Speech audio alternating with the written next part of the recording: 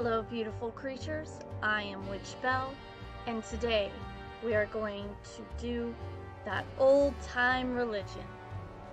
A visual novel set in the Deadlands Noir RPG setting from Savage Worlds, now updated to include episode 1 and 2. New Orleans, 1935. Whoever called this the Big Easy sure got that one wrong. Things are tough all over. Honest work is hard to find, and even dishonest jobs are getting scarce. It has it as an indie casual visual novel noir that is story rich. Right up my alley. And only $1.99 on Steam if you'd like to play it yourself.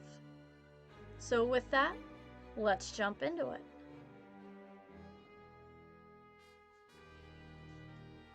Show me the next tip. I am ready to play the story. Tip 1 of 6. The story is set to automatically progress to the next page after a few seconds. You can adjust the text speed in the preferences to speed this up or slow it down. Clicking the auto tag in the menu on the upper right will disable auto forward mode.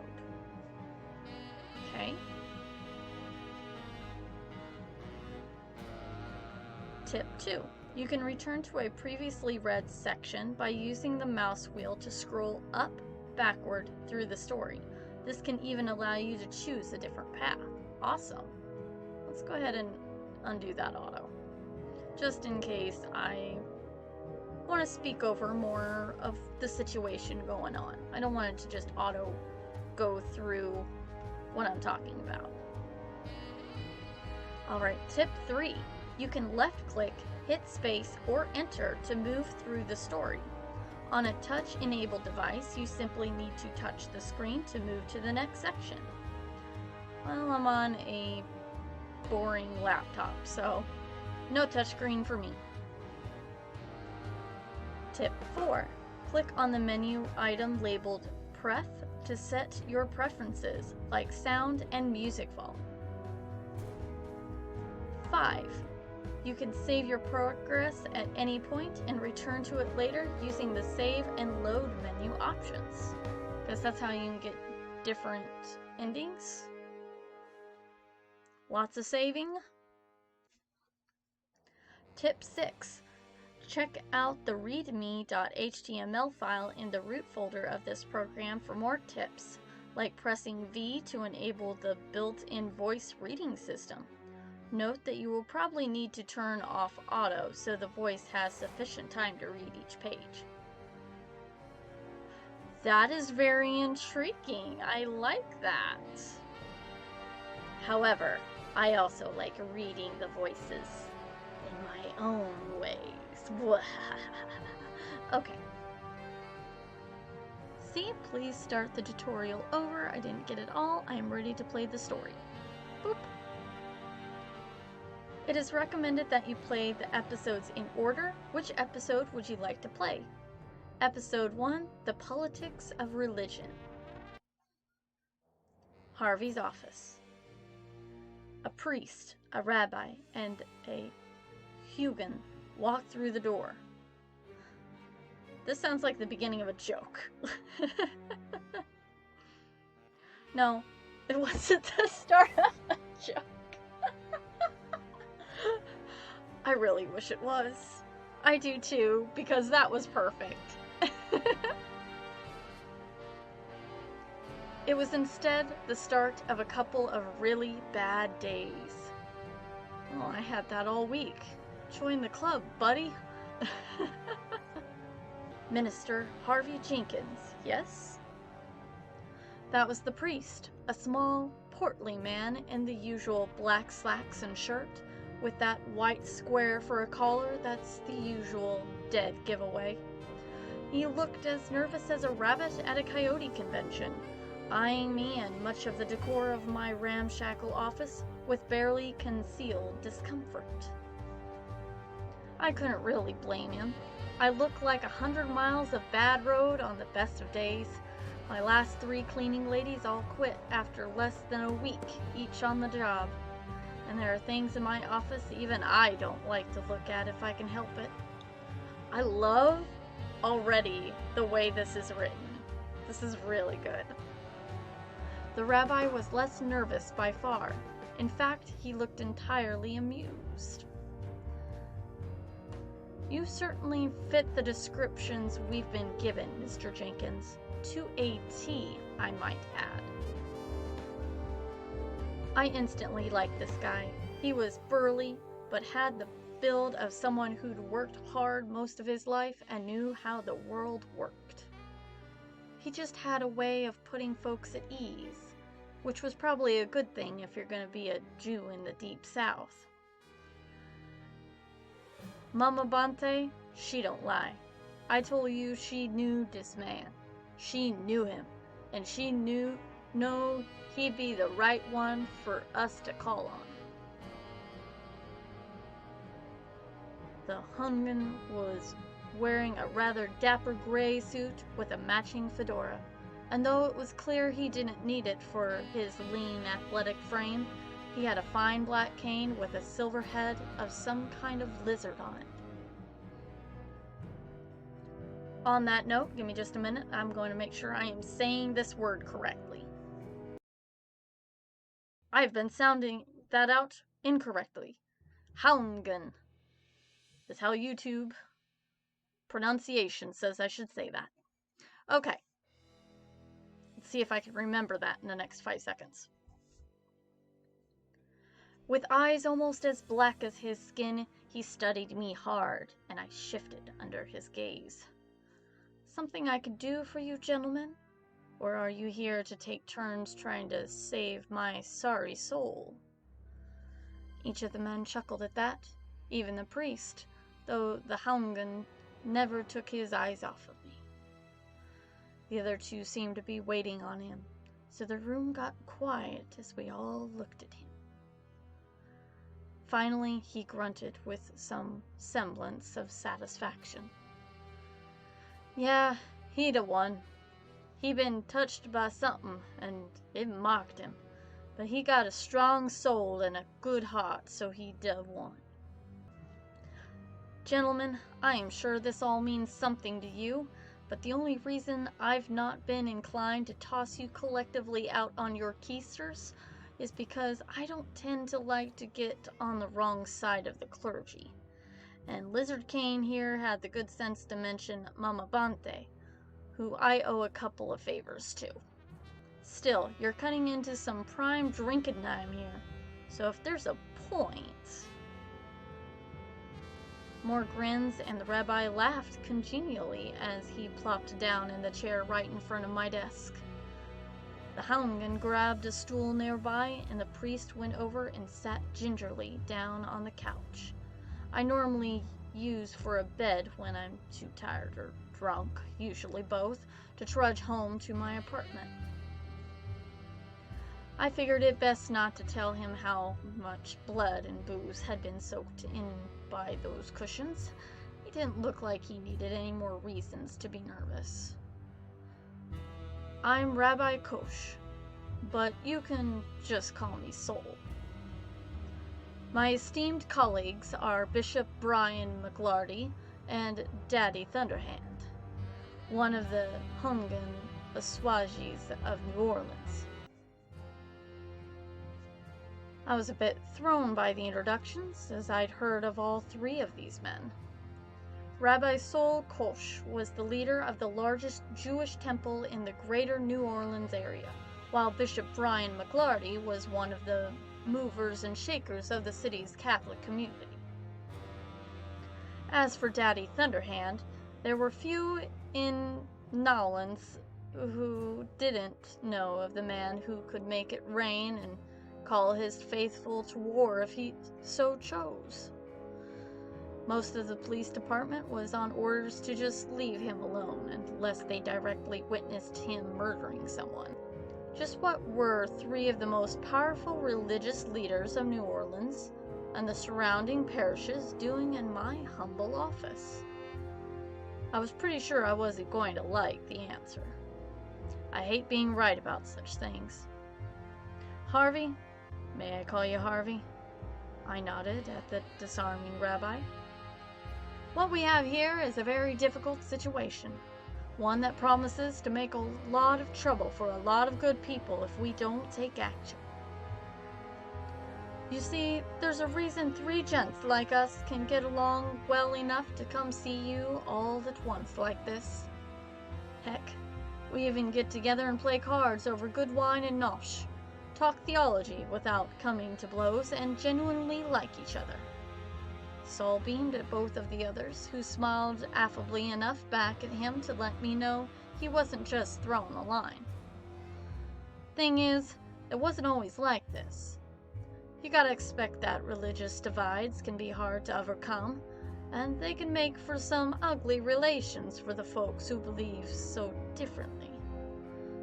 Poor Brian's predecessors were constantly having to beat their parishioners over the head and shoulders with the New Testament, trying to keep them from heading over to the voodoo parts of the city and setting fires, which would have been a bad move, since that means Daddy's folks would have fought back with God knows what and turned the whole city into an abattoir. Naturally, my people would have just been crushed in the crossfire, them as didn't side with the Catholics in the first place. Do you know why none of this has come to pass, Harvey? Why we haven't had nasty little religious wars in one of the most vulnerable cities in this part of the world? I'd have to say, Saul, that I haven't given it much thought. Guess maybe I should have, but... I shrugged and took another sip of bourbon. I almost offered Bishop McClarty a swig, and he looked like he needed it. Instead, I passed the bottle to Daddy Thunderhand, who smiled and accepted. Then the bishop spoke up.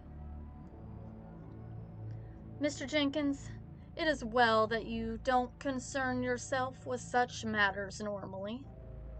That is, in fact, a testament to the man we've come to ask your help in finding. He is the reason our communities are at peace with each other, and why we are even able to come together in times of crisis and work as a single community when the need arises. Daddy Thunderhand chimed in. Surely you noticed there be one man missing, eh? Yeah? Took me another minute, but it finally hit me. There ought to be a Baptist here. I'd guess that would be the good Reverend Kellerman. They all smiled at that, and Bishop Brian went on, actually seeming to relax a bit as he did. Indeed, Mr. Jenkins, it would seem our collective hopes that you would be quick on the uptake are well-founded. Reverend Paul Kellerman is the man most responsible for the relative harmony New Orleans enjoys from its spiritual communities. He preaches a message that is big on love thy neighbor and judge not, lest ye be judged, and he does so with great charisma and leadership. In short, Saul buttered in, he's kept the peace among us for over 20 years. Now he's missing, and we're all more than a little worried, 'cause it's pretty clear there's been foul play, and we think it's way beyond the ability of the police to handle. They ain't got nobody who can handle the powers we think can be at work here. The whole city's starting to go dark already, with demons and shadows playing on these edges like they waiting for something to start. The Hungan said all of this as though it were perfectly normal, and not at all like something out of a cheap pulp novel. The trouble was, I knew he was only too right about what really lived in the shadows. I'd already been chewed up and spit out by a few ugly beasts from beyond in my time here. That was, in fact, part of why I owed Mama Bonte a couple of favors. So you gentlemen want to hire me to find Reverend Kellerman. And when I say hire, I hope you realize that a good heart and owing Mama Bonte favors doesn't help pay the rent on this office, or put more bourbon on my shelf. So, another hearty laugh from Saul brought a return grin from me. Not to worry, Harvey. We'll be paying you top rates, plus expenses, and a bonus you can take a vacation with if you find Paul.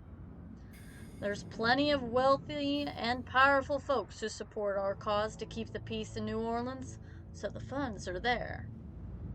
In fact, he reached in his pocket, pulled out a check, and slid it across the desk at me. That's when I knew I was in trouble. It was the biggest retainer check I'd ever received. The three gentlemen pointed in 3 different directions, after which they left to tend to their flocks and see what they could do about the supernatural threats they each perceived. Bishop McClarty encouraged me to start with the scene of the crime itself, which was Reverend Kellerman's office at the St. Charles Avenue Baptist Church, one of the oldest churches in the city. He told me to look up the church secretary, a Miss Mary Carmichael. Saul thought I should go and see the Reverend's daughter, Rachel. He seemed pretty adamant about it, and he warned me that she was already being guarded by the police against possible kidnapping. Daddy Thunderhand recommended I look into the dealings of one Gospel Devanux, aka Brother Gospel Divine. A newcomer to the Big Easy, he'd been setting up a huge tent revival out on the edges of the city, preaching about cleaning the sin out of New Orleans. Uh-oh. The other 2 weren't so sure, but the Hungan seemed convinced the coming troubles were somehow linked to him. Naturally, I also figured on a 4th path, the one that always did me some good when things got weird and potentially dangerous. The streets of Nola are full of wise and sharp-eyed folks. And with the right words here, the right amount of money there, a man can find out almost anything. If he doesn't find a bullet or a knife in his back first. Where should you investigate first? And so it begins. Just because that was a lot of reading, I'm going to save. Empty slot 1. Return. Okay, so we can check out Reverend Kellerman's church, hit the streets and see what's going on out there, visit Rachel Kellerman, go check out Gospel Divine's tent revival site. From history of murder mysteries and detective novels and movies and comics and games, I always like to start with the scene of the crime, which he said was Kellerman's office. So let's go check out that first. There's just something about blondes.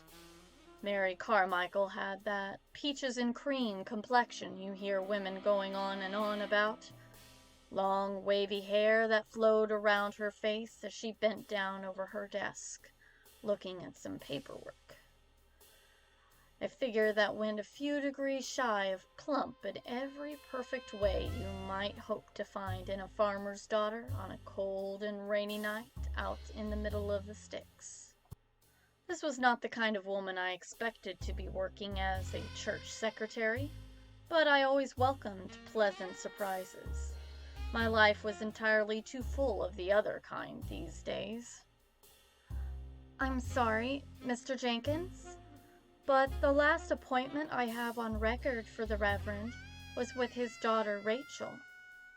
She was supposed to meet him at 7:30 p.m. here to discuss some matters of their estate, and then they were to go out to dinner.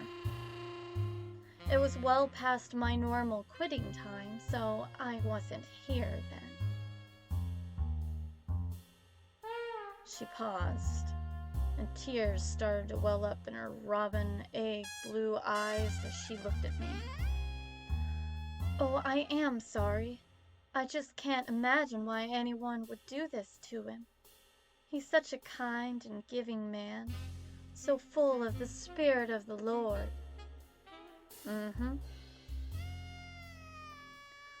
She fingered her rather ostentatious gold and diamonds crossed with worry. I moved past her and into the Kellerman's inner office, which was an absolute wreck. The two flatfoots who'd let me into the place were hovering over by the other door, mostly enjoying the view of Mary Carmichael. Neither had the look of future detectives about them. I looked around at the scene, and I immediately figured a few things out. Someone either wanted to make this look particularly violent, or just really didn't care what got messed up when they came for Reverend Paul Kellerman. Despite the mess, though, there was no sign of blood. Either someone did a fine cleanup job, or the preacher didn't put up much of a fight. The place had been dusted for prints, of course, but as my folkses came and went through here, that didn't seem likely to turn up much. As I continued slowly wandering around his office, I asked Miss Mary, "Did the Reverend have any enemies, ma'am? Was he in any kind of feud or quarrel you know about?" "I tell you, Mr. Jenkins, Paul was one with the Lord. He truly loved all of his brothers and sisters in Christ." I began to get the feeling from the look in her eyes as she talked about him that perhaps she wanted to know more of that love than most. From what I'd heard, however, the man had been utterly faithful to his wife even after she died. Even so, Miss Carmichael, men like the Reverend can stir up people who don't necessarily believe in what he does, right? I gave her a steady, reassuring gaze, wanting her to believe I really was here to help. Apparently I passed some kind of test, because she glanced nervously at the two donut eaters before making her way conspiratorially over to me. In a much quieter voice, she said, "Well now, he did have some real concerns about that new fella with the tent revival that recently arrived in town. The one they call Brother Gospel Divine?" "The very one, Mr. Jenkins. Their one and only meeting did not go well at all, I am sad to say. Brother Divine seemed to think the Reverend's overly tolerant nature towards the other religious groups was a sure sign that the apocalypse would begin right here in New Orleans. I mean, the very idea." She looked genuinely outraged, clearly remembering the incident. This dame had it bad for the Reverend. That was for certain. "Is there anything else you can think of, ma'am? Anything at all?" "Well, I don't like to start rumors, Mr. Jenkins." "Mary, his life is clearly in danger. They're not rumors if they are clues I can use to save him." She seemed to grasp that. Her eyes got wide and then narrow. "Well, Mr. Jenkins, it's just that I kept noticing how that Gospel Divine and Paul's daughter, Rachel, kept looking at each other. It seemed pretty certain to me that they knew each other from somewhere. There was a lot more going on there than the Reverend knew. I had meant to warn him, but it's just not that easy to bring a thing like that up. You understand?" I nodded. Thank you, Miss Carmichael. You've been very helpful. Just as I turned to leave, I noticed 2 coffee mugs on the desk. One, which seemed likely to be the Reverend's from where it was laying on its side, had a strange stain in the bottom. I grabbed it, took a sniff, and then scraped out some residue and put it in a small metal vial I keep for such occasions. The other, mostly still full of coffee, had lipstick on it. I took the stuff I scraped out of the Reverend's mug over to a friend of mine's shop. Doc Carver's got all the science learning I could ask for. And fortunately, he's gotten around to forgiving me for the last time I'd involved him in a case. He checked it out, and sure enough, my hunch was right. Poison. Kind that puts a man out for hours. Time to look into other matters. All right. Check out the streets and see what's happening out there. Go see Rachel Kellerman. Drive on out to the tent revival site. Well, kind of want to have all my ducks in a row, all the goodies in my file before I go after the big gun. So let's go see Rachel, the daughter.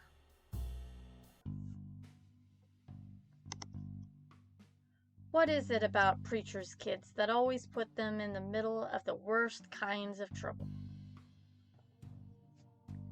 Yeah, I know, a pretty dumb question to ask. Truth to tell, Rachel Kellerman was the least like the stereotype I'd ever met. Her brown hair was perfectly coiffed in the latest fashion, and her clothing, while not quite society elite, was certainly of a style and cut that spoke volumes about the circles she was used to traveling in. She exuded class and poise with just the right mix of prim and proper presence and an undertone of pure sex.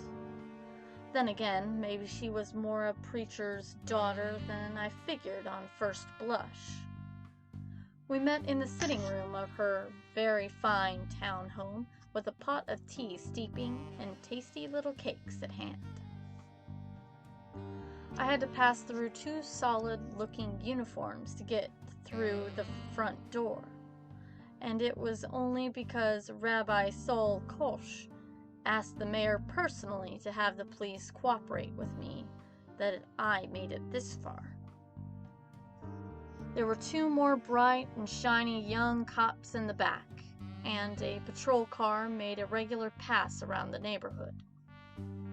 Apparently, the city was taking the Reverend's kidnapping pretty seriously. Sitting with us in the nice little room was a lump of tan slacks and white rumpled shirt named Hal Blake. He was nervously playing with an unlit cigar, sticking it in his mouth one minute, fidgeting with it the next. Clearly, Miss Rachel Kellerman wasn't having any smoking in her fine place, which was fine by me. Anything that made Hal Blake unhappy made my day just a little bit better. Hal was an ex-cop in the way a guy least wants to be. Fired for being on the take. He was accepting bribes from competing crime gangs, and it was making his bosses look bad. Blake went from a disgraceful police career to a fairly dismal PI business. He did have the one advantage of being a really good shot and having a pretty fair rep as a bodyguard, which was how he was making his rent most days. Hal and I got along mainly by avoiding each other like bad diseases, which of course wasn't working out very well today. I chose to ignore him. He chose to glare at me. So you say you didn't see your father at all the day he disappeared. Is that right, Miss Kellerman? She leaned forward to start fixing herself a cup of tea, letting her blouse open just enough to hint at the rather exquisite décolletage she had made such efforts to barely conceal. Mr. Jenkins, I've certainly regaled all of these facts to the police detectives to great exhaustion. Surely you can just read the reports they've taken?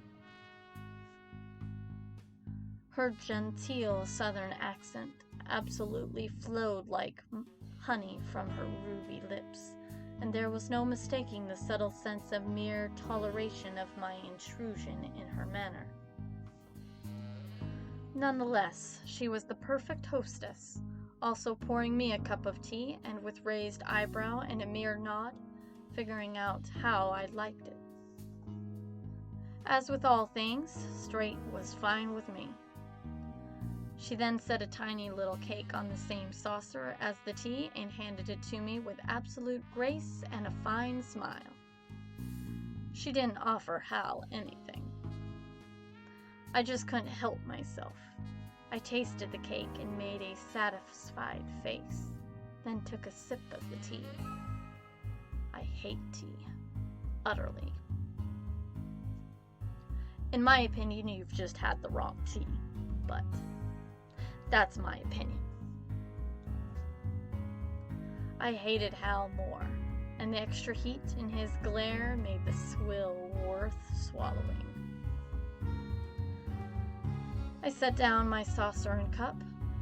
Ma'am, I just want to be sure, since there's some evidence to suggest that someone was there in the office, enjoying a cup of coffee with him at the time he was taken.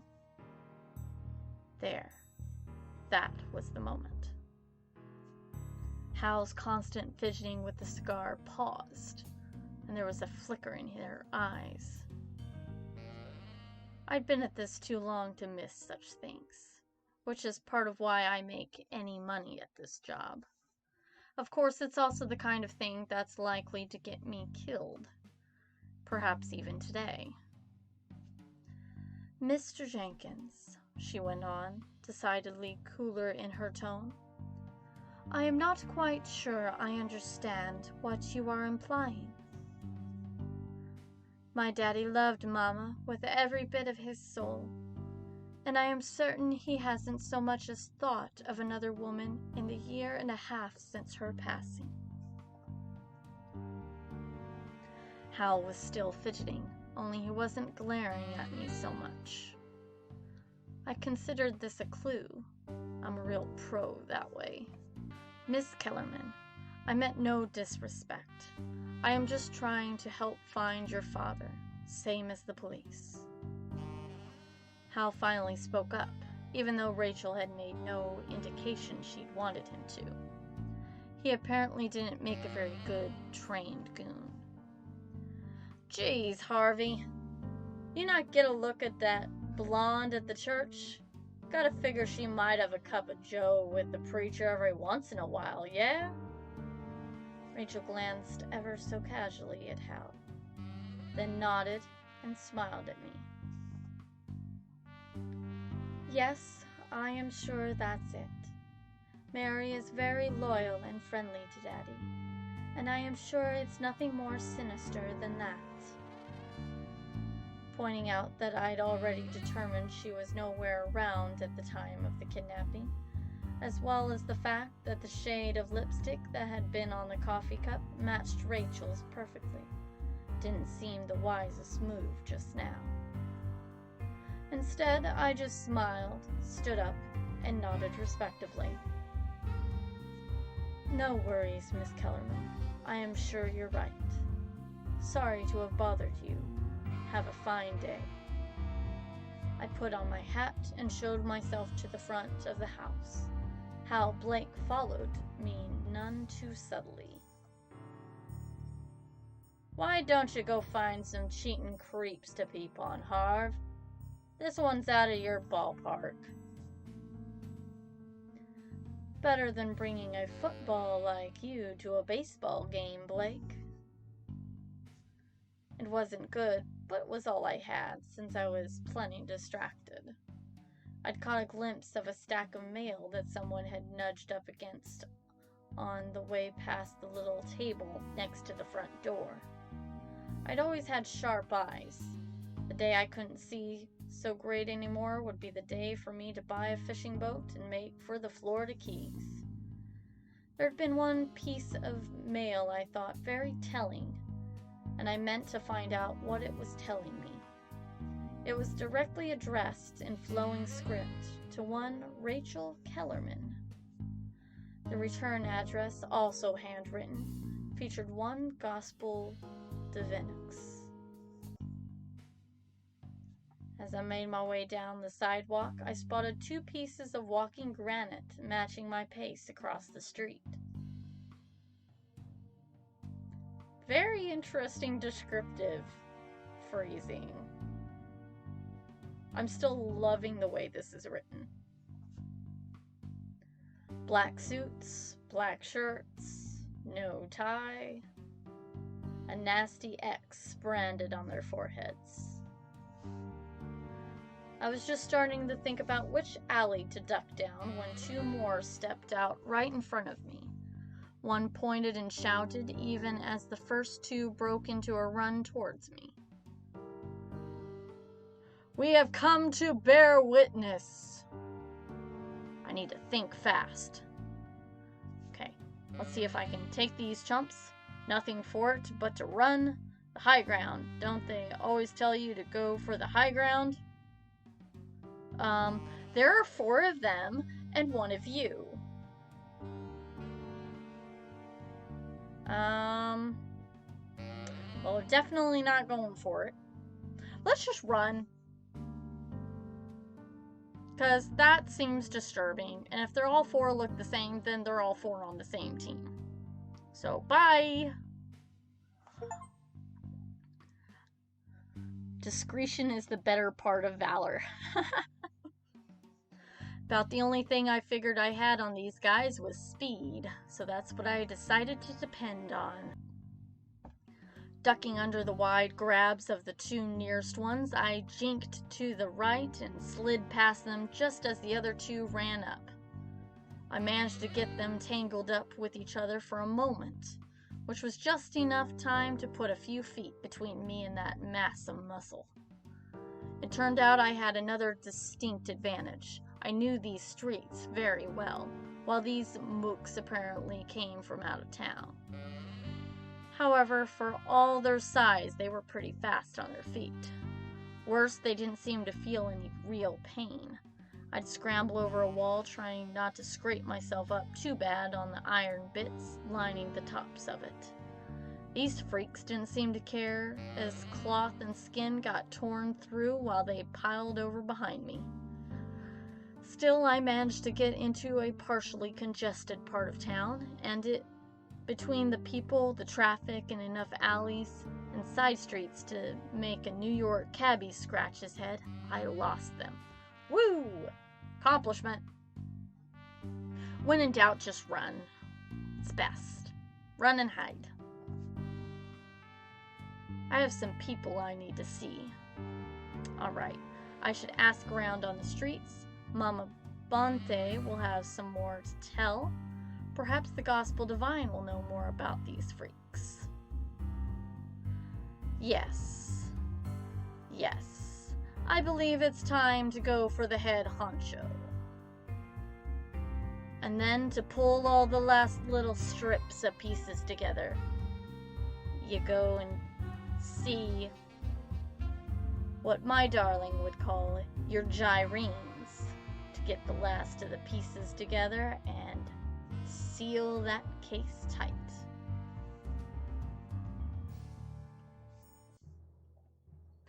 I made my way out past the city limits, where some farmer had given up a huge part of his fields for the circus that Gospel Divinux had brought in. A huge colorful sign hung over the whole mess, reading "The Gospel Divine, Revelations and Redemption Revival, all sinners welcome." It was nice to feel like I was invited. Nice. Dozens, maybe even hundreds of folks were busy with any number of tasks, or milling about and talking with each other like they were at a church social, which I suppose was pretty much the case. There was one huge, big top-style tent in the middle of the gathering, with smaller tents, trailers, and temporary buildings sprung up like mushrooms in a cow pasture. That was apropos, since we were actually in a cow pasture to start with. Two things caught my attention right away. The first was how the big tent was clearly being guarded at all entrances, and it looked like only a very select few were allowed in or out. Folks dressed far better than the average hanger-on seemed like they had some kind of authority or special role in things. Anyone else who got too curious about what was beyond the flaps was rather forcefully pushed back by the guards. That was the other thing that got my attention. The guards. All of them were huge men dressed in black suits with black shirts and no ties.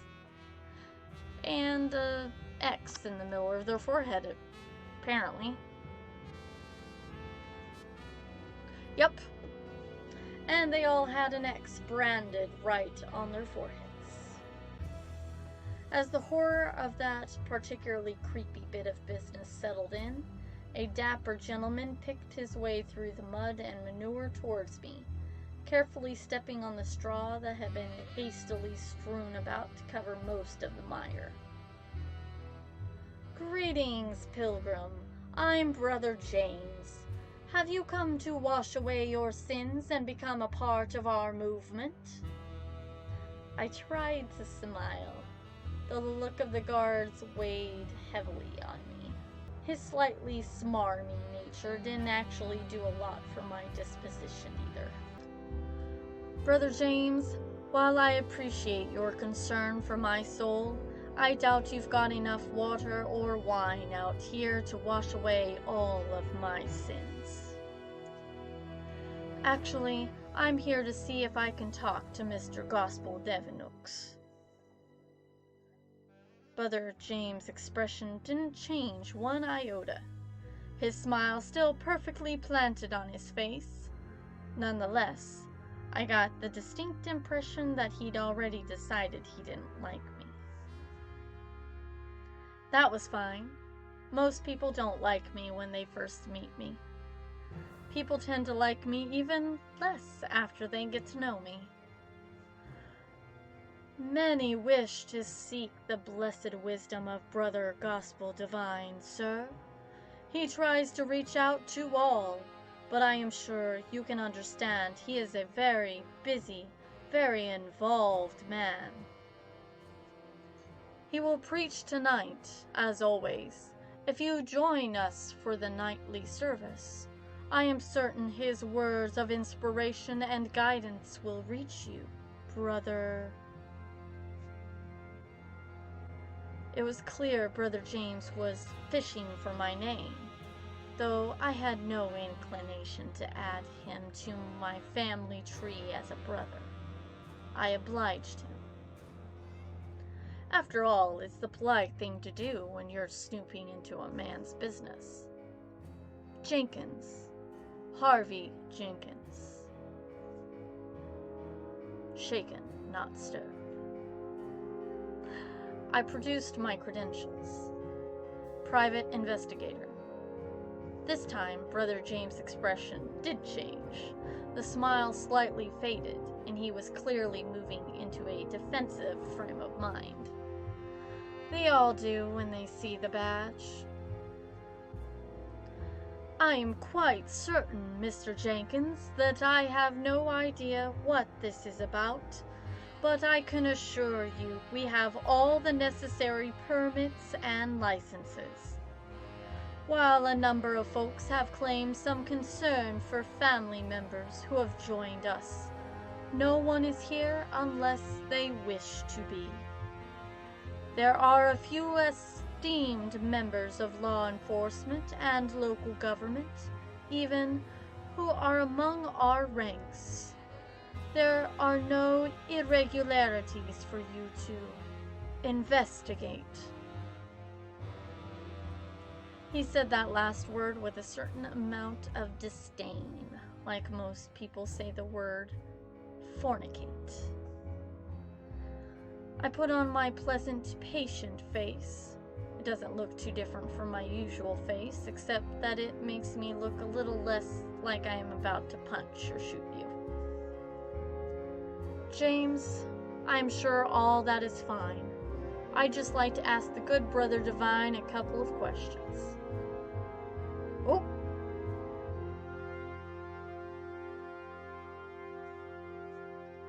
"Regarding?" This didn't come from persnickety Brother James, but from a golden, powerful voice behind him. We both turned to see a man in a pure white suit with a white shirt and white tie. He had on a white fedora and carried a white... I'm so used to saying white now. And carried a silver cane with a golden cross on top. "You tricked me, game." He was flanked by two of those huge branded men with a lovely scarlet-haired lady carrying a notebook next to him. Her black skirt was hip-hugging and just barely decent in length. Barely. Well, here's her ankles, and this looks like the edge of the skirt.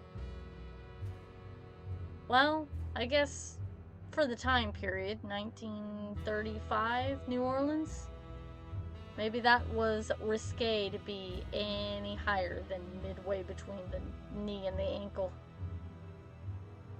Now today's more risque is way up here.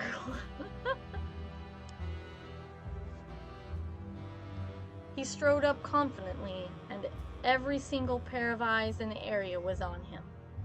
Looks of adoration came from most, save a few who spared me looks of far less than that.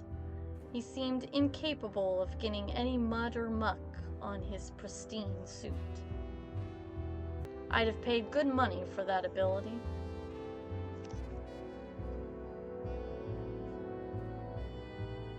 Brother James leaped into explanation. "Brother Divine, you've no need to concern yourself with these matters, I assure you. This is just another one of those PIs some non-believer has hired to try and convince a loved one to abandon our cause." Gospel Divine wasn't a large man. In fact, he was a bit on the short side and skinny to boot. Yet his presence was formidable. So handsome, he was practically pretty and oozing charisma out of every pore. If I hadn't already faced down things from the pit of hell a few times, I might have been actually impressed.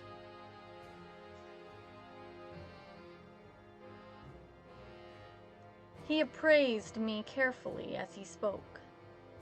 "Is that true, sir? You're here to try and convince a member of my flock to leave us?" I looked him straight in the eyes. I got the impression he wasn't used to that. I couldn't tell if he liked or hated it.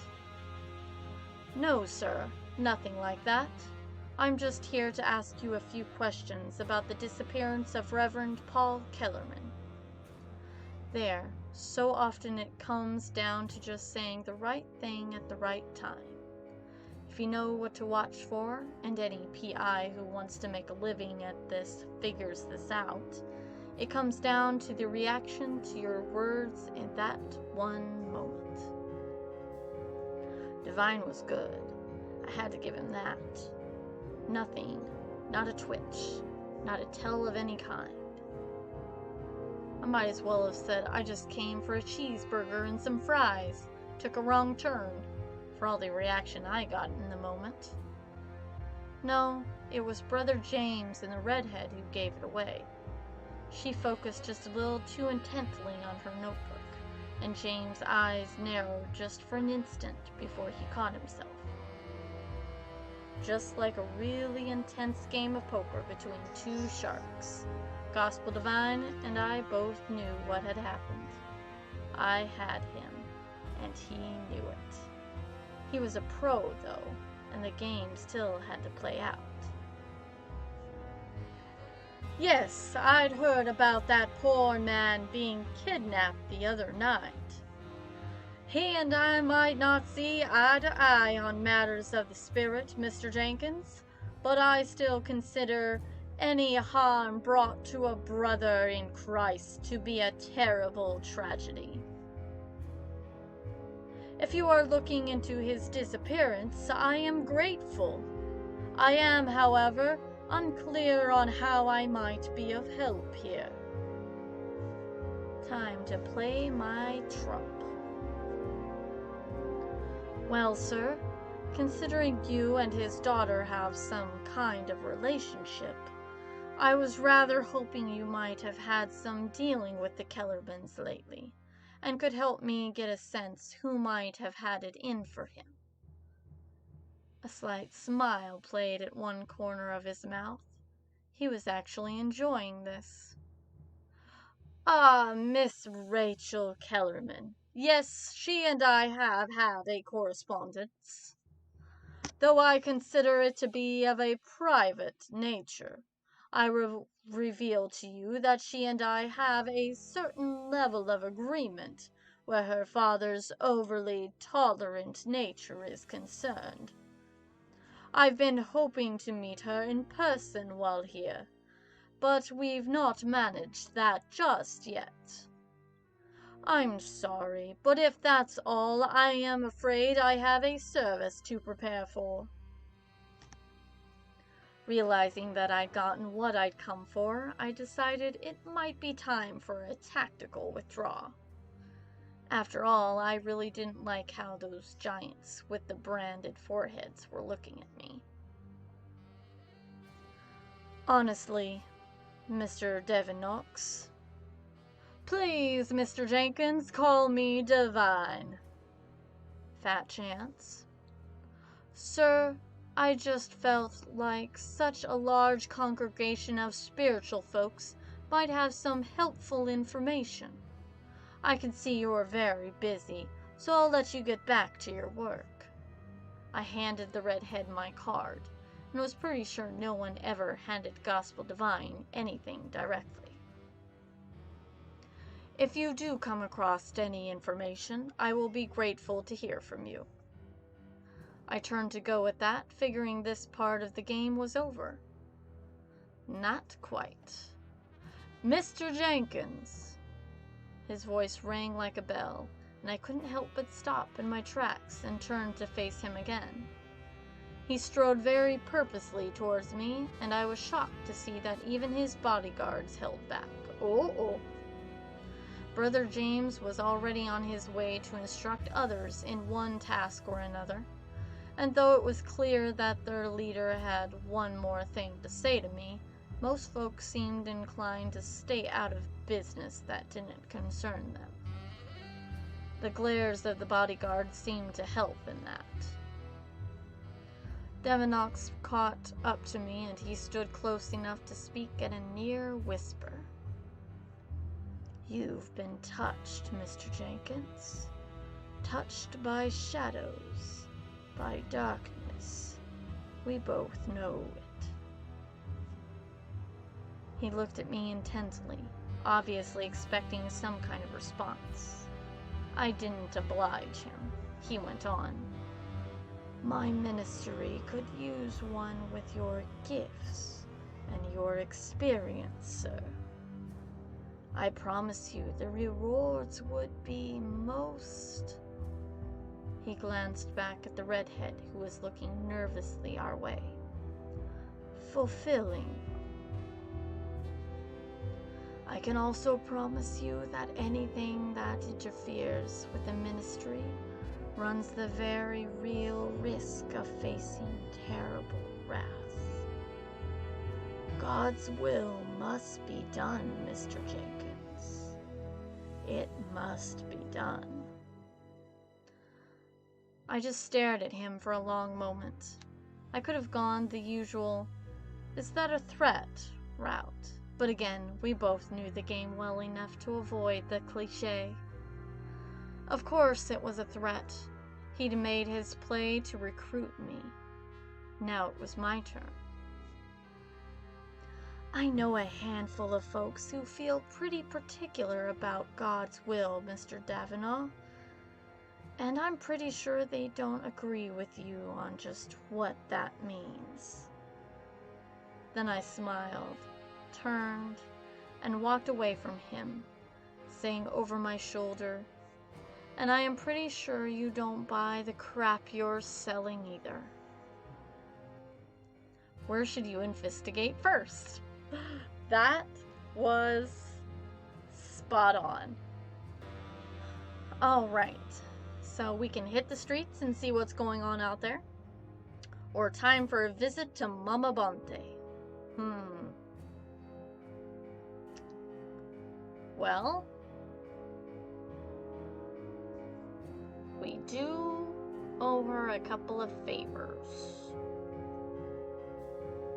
And like I said, the little extras along the side are the perfect thing to reel it all together. So let's leave them for last. Time for a visit to Mama Bonte. "You got yourself in a mess again, chill." Cocoa skin and a smoke and silk voice with that Creole spice made my spine tingle every time. Well, my voice doesn't sound that silk. My drainage made sure of that. Mama Bonte and I had something. There was no point in defining it or making it more than it was. We simply understood each other as a part of the city most folks didn't even want to think about. And we helped each other as best we could. There were worse ways to conduct a relationship. "I think I can blame you a bit for this one, sweetness." I gave her a challenging look. She just laughed. "Fair enough, Mr. Jenkins. Fair enough. You being tough to kill gonna probably be helpful this time around too. There'll be bad mojo at work, no mistake. That gospel divine don't be bringing the Lord of Nolans. He be bringing the devil, and it gonna get real ugly real soon. You don't figure out how to deal with him. I don't suppose you got any ideas about it, do you?" I really hated dealing with magic and monsters, and yet it seemed I was somehow linked to them every time I turned around. I was pretty sure I had my grandfather to blame for that. Don't we always have someone to blame for that? "Me and Daddy Thunderhand been looking into it. You get me something I can work with, Chill? I may be able to help you. Man like gospel, he got to be messing with powers he don't quite understand, and that usually mean talismans and such. Give me something like that, and I think I can work you up a way to handle things. Maybe." I didn't like the word maybe, especially not when my continued breathing hung on it. Oh! What?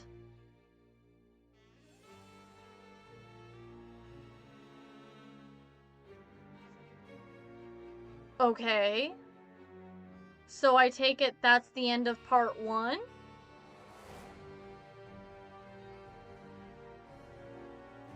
Alright, because all of the buttons were at the top, so I couldn't have hit something. Okay. That's the end of part 1. Okay, I double checked. I went to my load there towards the mid-beginning and skipped all the way to exactly where I was before, and that was it. That was the end of part 1. Alright, I will leave it there then. I am really enjoying this. I really love the way this has been written The art is really good. The music is great in the background. All very well done. I'm very intrigued for episode 2. But if it's broken up like this, and considering on the Steam that it says that the now updated to include episode 1 and 2, things kind of go in trilogies, might not know how this ends. Don't know if it's just a part 1, part 2 kind of thing, or it's going to be a part 3. I guess we'll find out when I do episode 2. But I'm still very enjoying this. I really like how this is done. I am intrigued to find out what happens next. So, I will see y'all in the next one, and blessed be.